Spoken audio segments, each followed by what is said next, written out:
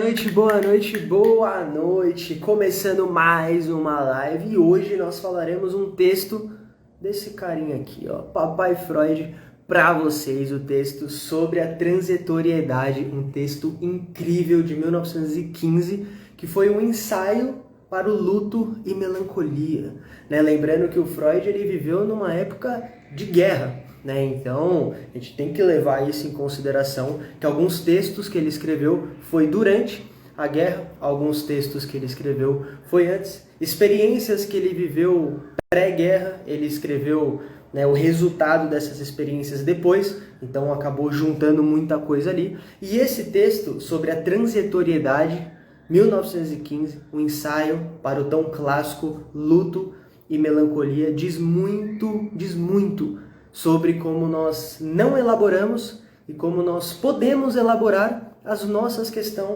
questões com os ciclos que nós passamos na vida.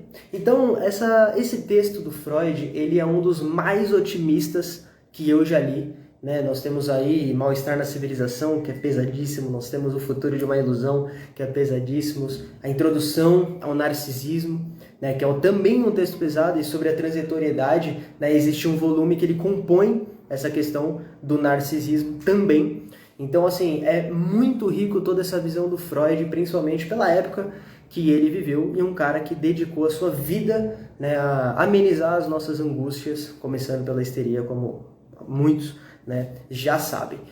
Uma ideia muito importante que nós temos que ter sobre esse texto é que ele teve a inspiração para ele durante uma caminhada que ele fazia com um brother dele, né, com dois, na verdade, sendo um deles um poeta que, segundo Freud, um poeta pessimista, jovem, porém famoso. E aí fica no ar quem será que era. Inclusive um colega de profissão, um brother, na verdade, o Flávio, que também é psicanalista, ele desconfia que era o Hilke, esse poeta que Freud caminhava. E o poeta, ao andar pelo bosque, ele olhava a beleza daquela mata, daquela floresta, e ele ficava intrigado e falando, para que eu vou contemplar isso tudo se isso aqui vai acabar? Como que eu posso ver beleza em algo que eu já sei que vai morrer? Então, de fato, uma pessoa pessimista. Gosto de trazer aqui à tona, inclusive, uma reflexão do Ariano Suassuna, onde ele diz que o otimista é um tolo, o pessimista é um chato, bom mesmo é ser um realista esperançoso. Então fica essa reflexão aí de graça para nós, né? Então, voltando para o texto, eu separei algumas coisas, né, no meu caderno, né, que a gente faz de anotação, inclusive para você que quer dicas de estudo, ó, resumo, sempre muito importante, e algumas questões aqui que eu separei digital aqui no computador, de alguns trechos do texto que eu acho muito importante, que eu vou falar para vocês, como por exemplo, ó, Freud coloca uma ideia de não aceitar a transição natural a um objeto pode gerar revolta contra o luto. Olha que interessante. Você não aceitar que as coisas são transitórias pode te gerar uma revolta, e uma revolta que, na verdade, de nada vai valer porque vai continuar sendo transitório. Isso é muito precioso para nós. Isso é muito precioso para nós. Uma outra questão muito importante que o Freud coloca é essa ambivalência que nós temos entre o ódio e o amor, né? Só fica em luto aquele que amou. O luto é o preço do amar. Não sei se vocês já pararam para pensar nisso. Eu, particularmente, acho fortíssimo essa expressão, que o luto é o preço por amar. E Freud ele deixa muito claro que aquele que não quer mergulhar numa relação profunda, seja com o que for, na busca de tentar evitar o luto, está vivendo na prática, na teoria, na vida intelectual, mental, emocional, seja o que for, uma vida superficial. Se você não se entrega a uma relação entre duas pessoas, se você não se entrega a uma relação de amor e ódio, às vezes por um objeto, esse objeto pode ser uma profissão, esse objeto pode ser uma atividade, pode ser um estudo, pode ser uma caminhada num bosque. Se você só passa por ele, inclusive até me lembro agora de uma reflexão do Tolstói. Tolstói diz, há quem passe por uma floresta e só enxergue as lenhas para a sua fogueira. O que Tolstói quer dizer com isso? O egoísmo. O egoísmo. E não só um egoísmo com relação ao outro, ao próximo, mas não, um egoísmo com relação a si mesmo. Imagina o tanto de riqueza que existe numa floresta e você está aqui só focado para as lenhas da sua fogueira, não conseguindo contemplar aquilo que de fato pode estar ao seu favor. Então aquele que não se entrega a uma relação profunda, por medo de sentir o luto, de fato não está vivendo. Não está vivendo. E Freud continua, que é o seguinte, ó: o que torna uma flor bela é saber que ela é passageira. Por isso apreciamos todo o processo.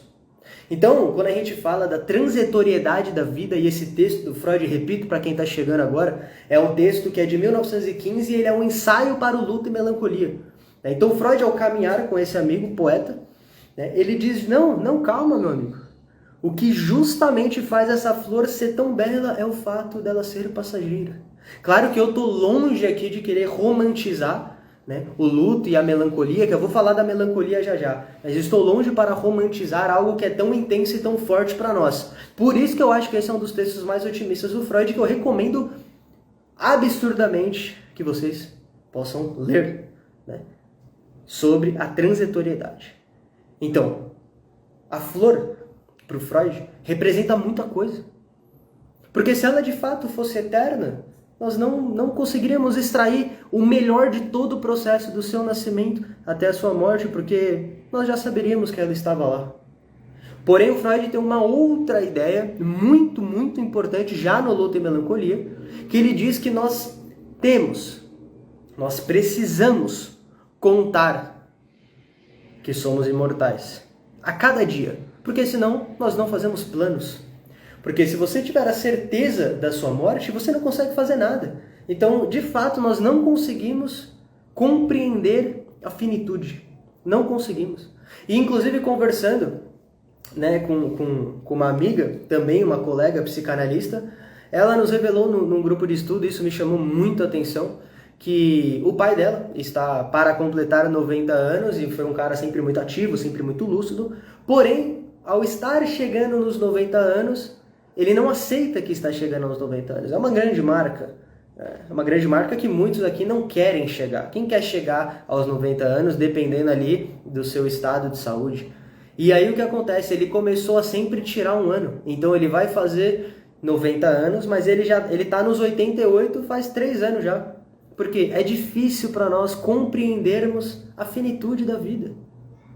Então, por isso que nesse texto da transitoriedade, Freud de alguma forma nos ajuda a compreender que somos transitórios. E ele continua. Olha essa frase do Freud, que importantíssima e profunda. O valor da transitoriedade é o valor de raridade no tempo. O valor da transitoriedade é o valor de raridade no tempo. Quando o luto termina, ele se vê livre para substituir o objeto por outro, ainda mais forte. Quando o luto termina, a libido se vê livre para substituir o objeto ainda mais forte.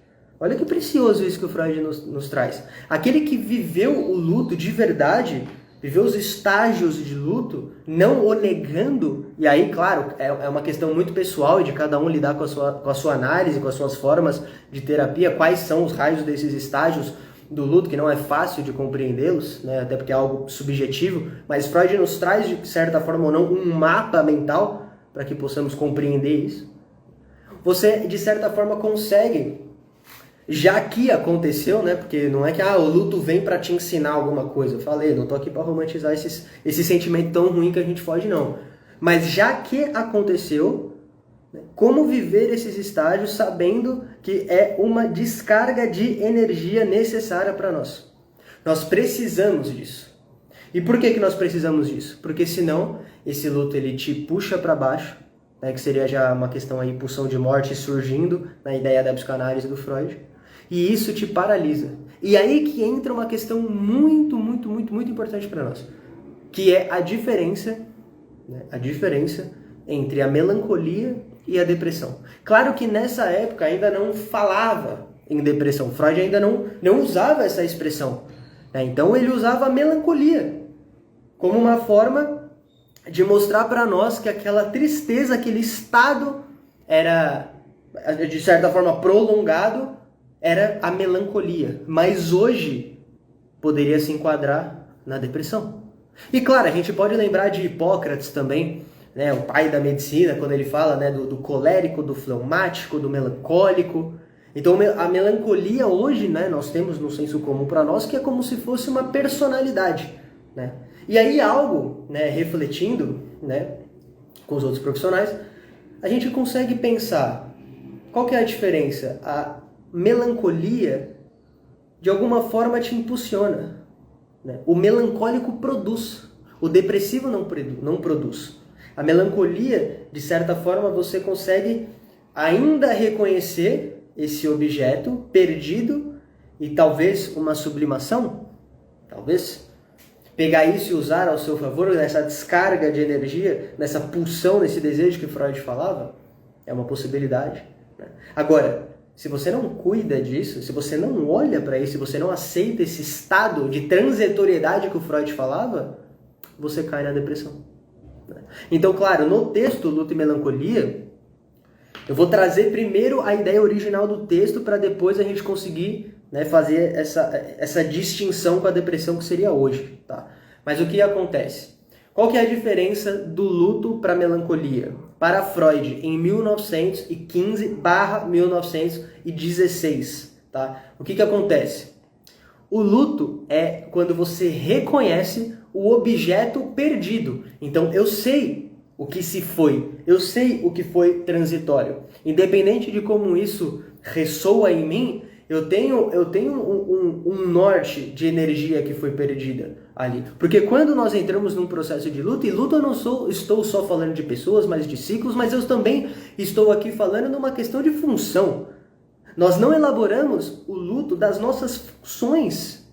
Das nossas funções. Então eu vou dar um exemplo aqui que podemos pensar, né, em várias formas aqui de luto. Vamos supor num relacionamento, né? Seja ele qual for, não precisa nem ser só amoroso. Vamos supor um amigo. Um amigo que às vezes viajou para longe, você perdeu o contato. Você não só vai enfrentar provavelmente um estágio de luto, né, de perder uma amizade, de não contar mais com uma pessoa, mas como você não vai mais ocupar o seu lugar de amigo. Então você também não tem mais essa função. E às vezes a gente não consegue conceber o quanto isso é muito importante para nós. As funções que ocupamos, e quando nós deixamos de ter determinadas funções, a gente entra nesse estágio de luto. E aí que Freud vem com a diferença.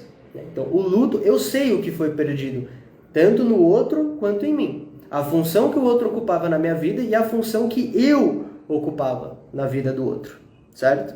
A melancolia não, que hoje nós poderíamos chamar de depressão. A melancolia já é quando eu perco o objeto em mim. E isso se dá com o tempo. Isso se dá com o tempo. Por isso que se você não se trata literalmente para elaborar esses estágios de luto na sua vida, você pode cair nesta depressão. E aí você já nem sabe mais por que você está triste. As coisas já parecem não fazer sentido. Porque já faz tanto tempo que tal pessoa partiu, nossa, já faz tanto tempo que tal relacionamento acabou, já faz tanto tempo que tal pessoa viajou para longe, já faz tanto tempo que eu mudei de emprego. Nossa, eu ainda tô nessa? Eu ainda me sinto paralisado. Foi porque você não elaborou. E nem sempre nós conseguimos fazer isso sozinho, é muito difícil fazer isso sozinho, muito difícil. Por isso que a gente fala, procure ajuda, procure alguém para conversar. A terapia não substitui uma conversa de amigos, e uma conversa de amigos não substitui a terapia. Então, se você não elabora essa energia, essa descarga de luto na sua vida, de ciclos, de pessoas, de relacionamentos, e seja do que for, você não dá espaço para sua libido, que para Freud, libido, desejo, libido, vontade, libido, pulsão de vida, você não libera espaço para que ela descarregue em outro lugar. E aí tem coisas que às vezes na nossa vida parece óbvio, né? Mas não é. Não é. E o que eu quero dizer com isso? Porque às vezes você pensa assim, não, mas pô, sei lá, mas eu já mudei de emprego, eu já estou em outro emprego, pô, tá tranquilo, tá suave. Será? Será que você não fez um negocinho que a gente chama de deslocamento? Você pode ter deslocado essa energia. Então às vezes você mudou de emprego, mas você não consegue se relacionar com ninguém. Mais uma vez, quando eu falo relacionamento, não é só amoroso. Né? O que para você, eu costumo fazer muito essa pergunta recentemente para pacientes, porque isso diz muito de como nós enxergamos o tempo, e eu sempre deixo isso no radar. O que para você é curto, médio e longo prazo? Para algumas pessoas, curto prazo é um dia, para outras é um ano, para outras é 2 semanas, para outras é 6 meses. Né? Médio e longo prazo, para cada um é diferente, a gente enxerga a vida de uma forma diferente. E isso faz total sentido quando a gente mergulha e vai entender esse texto do Freud. Leia sobre a transitoriedade. Ele é sensacional. Não só para você, estudante de psicanálise, ou que você gosta desse termo, desse tema, você conseguir entender o luto e melancolia, né? Inclusive para aplicar na sua clínica. Claro que a gente não vai falar de teoria na clínica, né? Mas enfim, são ideias que precisam estar, de certa forma, armazenadas e a gente deixar elas aqui no nosso pano de fundo, que a teoria fica no pano de fundo para nós agirmos na prática.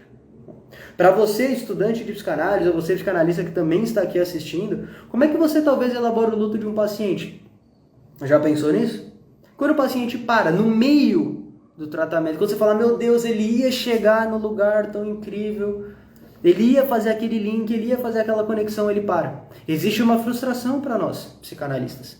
Existe uma frustração para nós, psicanalistas. Porque nós somos humanos. Inclusive, esse cara aqui, ó, o Freud, ele falava, né? Nós somos de carne, mas às vezes vivemos como se fôssemos de ferro. Somos de carne, mas às vezes vivemos como se fôssemos de ferro.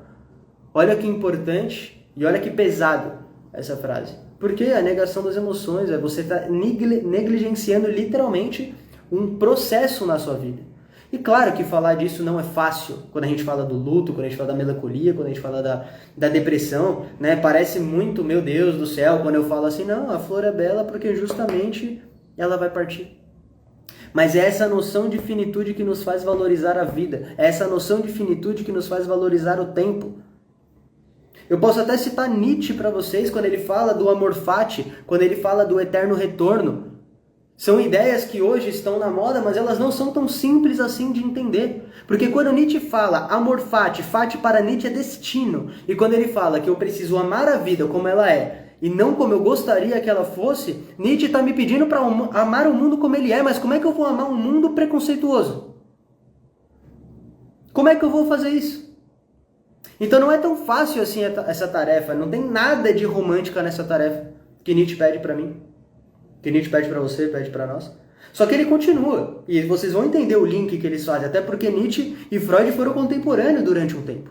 Né? Quando a gente pensa no anticristo do Nietzsche, né, na expressão Deus está morto, a gente não pode fazer o link com o futuro de uma ilusão do Freud? O que eles estavam criticando? Você usar determinadas ferramentas na sua vida como muletas, aí elas deixam de ser ferramentas? E a terapia pode acontecer isso também. Né? Terapia não é muleta, pô. É ferramenta de autoconhecimento no sentido mais profundo da coisa, zero coach motivacional aqui.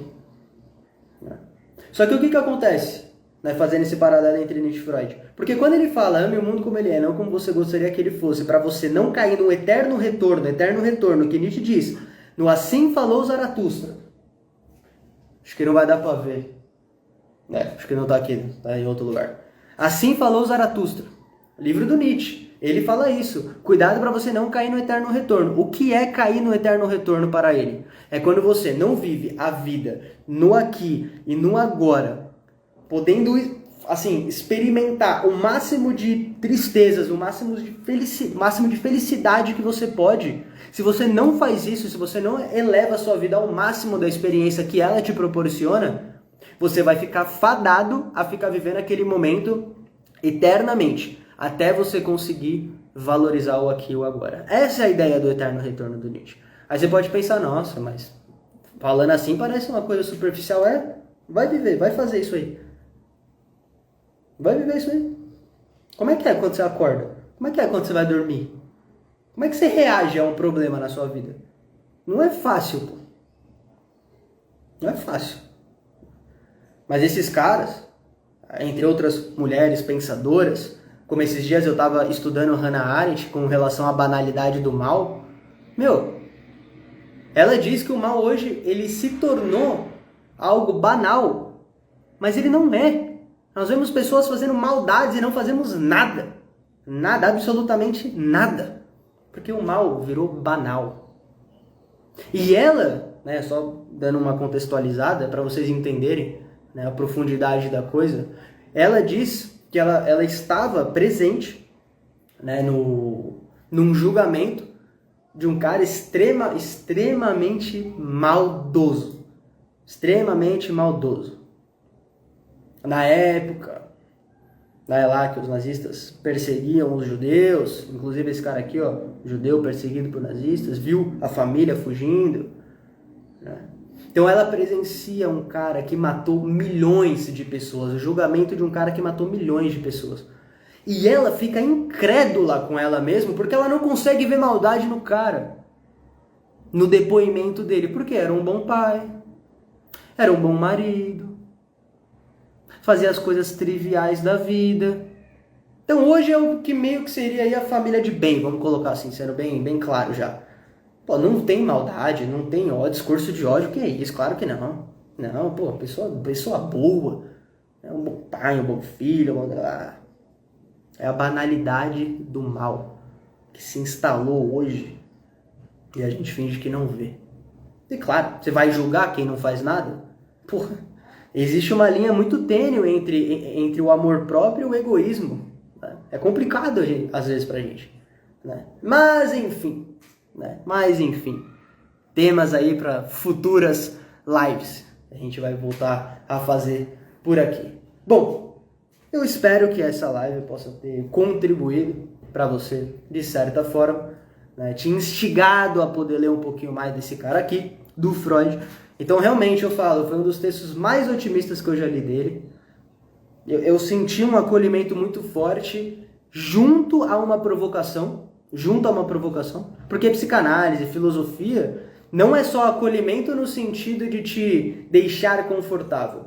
Um texto que me faz, assim, perder o sono, um texto que me dá vontade de ficar horas falando sobre, um texto que me dá vontade de ficar escrevendo, ficar lendo maluco, que eu não entendi, esse texto é o que me acolheu. O texto que me acolheu não é o que passou a mão na minha cabeça. Mas eu também preciso dos que passam a mão na minha cabeça. Porque como também esse carinha aqui chamado Sigmund Freud nos propõe e nos diz que não há como suportar a realidade da vida sem nenhum mecanismo de defesa. Não dá. Não dá. Por isso que a gente não consegue, de fato, dimensionar a finitude das nossas vidas. Porque é uma ideia insuportável para nós. Ela é real, ela é insuportável. E nesse tempo aqui que nós temos, entre o começo e o fim desse plano, dessa matéria, porra, aí tem muita coisa pra gente fazer. Então, pra mim, não é fácil conceber a ideia, vivenciar a ideia de amor fati no mundo que hoje vivemos. Eu espero não cair no eterno retorno e espero entender sobre a transitoriedade da vida.